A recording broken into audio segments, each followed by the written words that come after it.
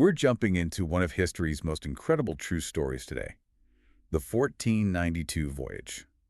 This was way more than just a trip. I mean, it was a moment that basically changed the global map forever. It really was.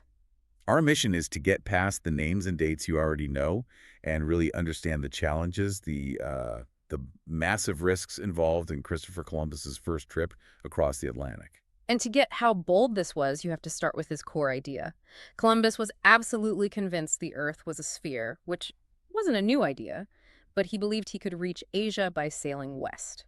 And that he could do it relatively quickly. Exactly. He thought the distance was, manageable. That was the revolutionary part, and also the part where he was completely wrong. Let's talk about the man himself. Where did he come from? He was born in Genoa, Italy in 1451, and his father was a weaver, so he didn't come from a sailing family at all. Oh, interesting. So he just became fascinated by the sea. Completely. He started working on merchant ships as a young man, traveling all over, down the coast of Africa up to northern Europe. And that's where he picked up the crucial skills. That's right. This wasn't a formal education.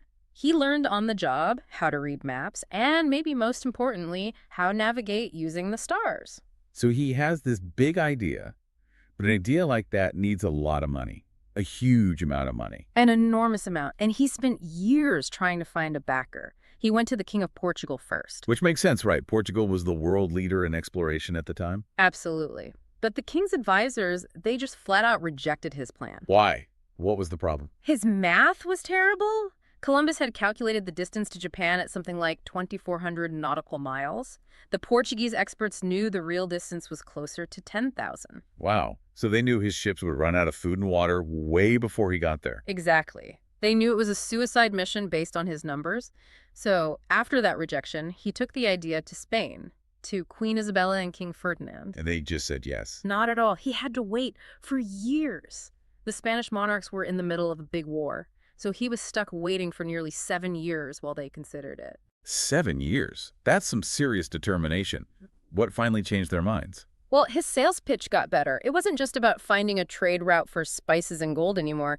He framed it as a way to spread Christianity to new lands. Ah, so a religious angle. Right. And then, in 1492, the war ended, and Spain was looking for its next big project. The timing was finally perfect. They agreed and gave him everything he asked for. And he asked for a lot. We're talking ships, a crew, and a pretty impressive title. A very impressive title, Admiral of the Ocean Sea. Plus, and this is the key, they promised him 10% of all the wealth he brought back. Gold, spices, anything. It was a deal that could make him incredibly rich. Okay, so he's got the funding, he's got the title. Let's talk about the fleet, the 3 famous ships. The Nina, the Pinta, and the Santa Maria. Right, the Santa Maria was the flagship, the big one. Yeah, it was a carrack, about 58 feet long in its hull. It was the cargo carrier, built to handle rough seas. But the other 2, the Nina and Pinta, they were smaller, faster ships called caravels. And those were better for exploring. Much better. Caravels were designed to be quick and to sail in shallow water. They were perfect for getting close to an unknown coastline, which, is the whole point. The journey begins. They set sail from Palos in Spain on August 3rd, 1492. But they didn't head straight out into the unknown. No, first stop was the Canary Islands, just off the coast of Africa. This was a really important pit stop. They had to make some repairs on the Pinta's rudder and stock up on fresh supplies, more wood, and water. And the winds, right. I remember reading that the winds there were key. The winds were everything. By sailing south first, they could catch what we call the trade winds. Strong, steady winds that blow west across the Atlantic. It was like getting on a highway. So the real crossing, the point of no return, that starts on September 6th. That's the moment they leave the islands and head into the open ocean. Columbus starts keeping his logbook, recording their distance and direction every day. And life on board must have been just awful. It was incredibly hard. The sailors didn't have cabins. They just slept on the deck in the open. And the food. Mostly salted meat and hard biscuits. You can imagine that stuff got moldy and rock hard pretty fast. Fresh water was the most valuable thing on board, and it was strictly rationed. On top of all that, they were navigating with pretty basic tools. Very basic. They had a compass for direction and a quadrant to measure their latitude.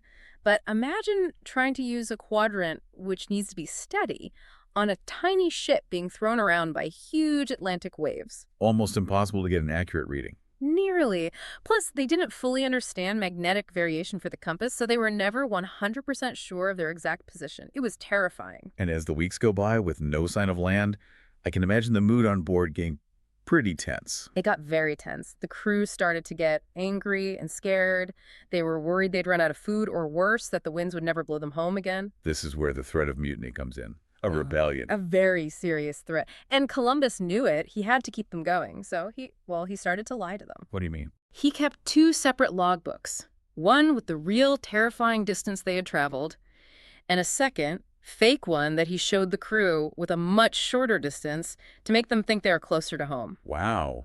That's some serious psychological management. It was. He was desperately buying time, telling them land was just a few days away, searching for any sign of bird, a floating branch, anything. And then, in early October, they started to see real signs. They did. They saw birds that were clearly land birds, not seagulls. And then branches started floating by with green leaves still on them. That was the moment hope returned. Columbus had promised a reward to the first man who spotted land. Right. And on the night of October 11th, the moon was out. A sailor on the Pinta, a man named Rodrigo de Triana, finally saw it. A dark line on the horizon, he shouted out. Can you even imagine the relief? The cheers on those ships. It must have been incredible, after 36 days of nothing but water. The next morning, October 12th, they land on an island in the Caribbean. Columbus goes ashore in his finest clothes and claims it for Spain.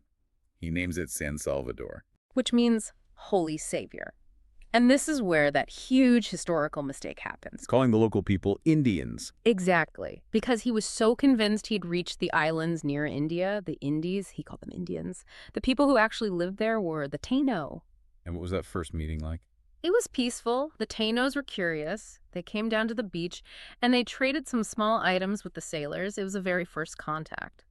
But Columbus wasn't there to make friends. His mission was to find gold and spices. So he didn't stay long.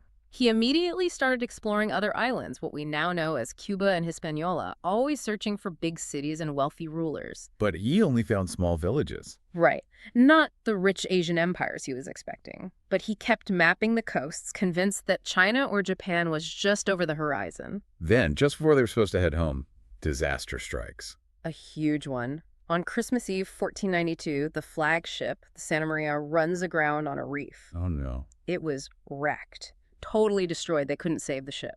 So what do? They're thousands of miles from home and just lost their biggest ship. They salvaged what they could. They took all the wood and timbers from the wreck and built a small fort on the shore. Because it happened at Christmas time, Columbus named it La Navidad. But now they had a new problem. Not enough room on the two remaining ships for all the men. Exactly. So Columbus had to make a tough choice. He left 39 men behind at La Navidad, telling them to search for gold and wait for him to come back. And then the Nina and the Pinta began the return journey in January 1493.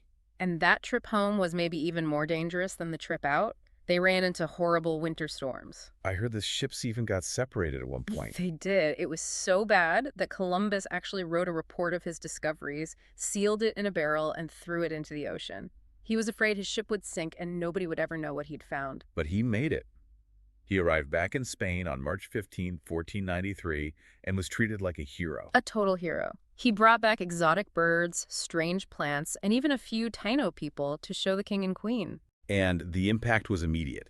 This changed everything for Europe. It totally changed how they saw the world. It kicked off this massive period of exploration and colonization. It started what we now call the Columbian Exchange. Right, the exchange of plants, animals, and ideas between the two sides of the ocean. Yeah, things like potatoes and tomatoes came from the Americas and totally changed the diet in Europe. And horses and sugar went from Europe to the Americas. But the exchange wasn't all positive. It also brought devastation. Utter devastation for the native people. The Europeans brought diseases with them. Smallpox, measles, that the Taino had no immunity to. It wiped out huge numbers of them. In some places, it killed up to 90% of the population. It was a biological catastrophe. And Columbus himself, he went on to make 3 more voyages. But he never really understood what he had done, did he? No. He died in 1506, still believing he had just found a shortcut to Asia. He never realized he had connected 2 continents that had been separate for thousands of years. So when we look back, the 1492 journey wasn't just a trip. It was the start of a completely new era for the entire world, all driven by this one guy's incredible determination. And an idea that was based on, completely wrong math. It really makes you wonder how much of history is driven by brilliant planning and how much is just shaped by bold, incorrect confidence. Something to think about. Good luck with your studies.